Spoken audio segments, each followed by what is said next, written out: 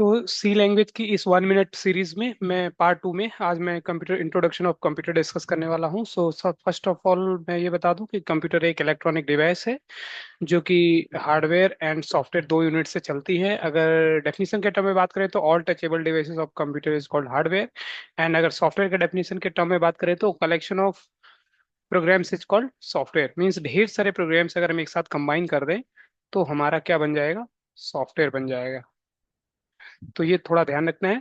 अब अगर type of hardware की बात करें तो कुछ इनपुट डिवाइसेस होते हैं, कुछ आउटपुट डिवाइसेस होते हैं। इनपुट डिवाइसेस में कीबोर्ड हो गया, आउटपुट डिवाइस में मॉनिटर हो गया, सीपीयू होता है, मदरबोर्ड होता है, मेमोरी होती है और फिर मदरबोर्ड होता है। ये सब सारे हार्डवेयर डिवाइसेस होते हैं और इनका फंक्शनिंग भी अभी समझेंगे।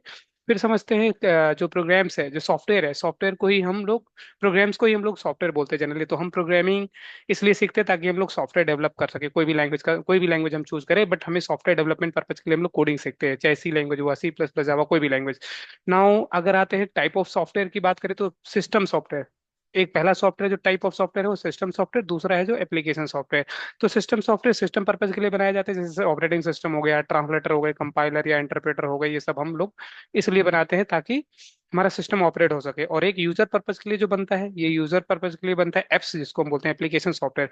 Web application, mobile application, AI application, market में दुनिया भर के एप्लीकेशन हमें बनाने होते हैं। तो मेन पर्पज हमारा लैंग्वेज सीखने का क्या है? सी लैंग्वेज, सी प्लस प्लस जो सीखते हैं ताकि हम लोग एप्स बना सके। सो ये कोडिंग लिख सके। तो एप्स बनाने के लिए सॉफ्ट एप्स जनरली एक सॉफ्टवेयर हो गया। सॉफ्टवेयर को हम प्रोग्राम्स बोलते हैं। प्रोग्राम्स लिखने के लिए हमें प्रोग्रामिंग लैंग्वेज आनी चाहिए। सो ये हो गया। अब आते हैं थोड़ा समझते हैं फंक्शनल यूनिट ऑफ कंप्यूटर, मतलब कंप्यूटर कैसे फंक्शन करता है।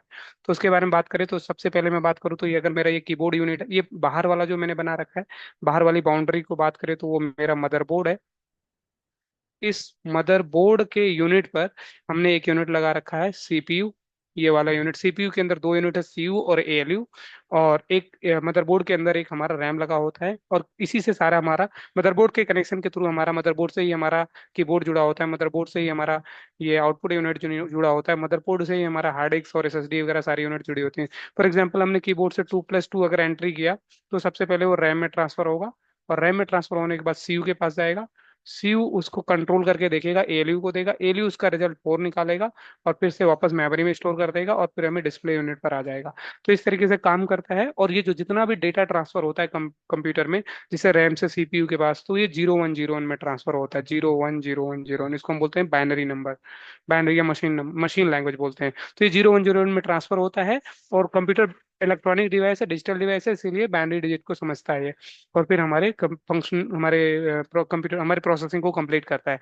तो जनरली ये रैम कैसे, सीपीयू के पास कोई स्टोरेज कैपेबिलिटी नहीं होती, तो सीपीयू को जो सपोर्ट करता है वो रैम सपोर्ट करता है, और रैम को जो सपोर्ट करता है वो हार्ड डिस्क। रैम जनरली एक टेम्पररी मेमोरी होता है, या रैम एक देखोगे तो टेम्पररी मेमोरी होती है, तो इससे रैम को ही सपोर्ट करता है हमारा हार्ड डिस्क।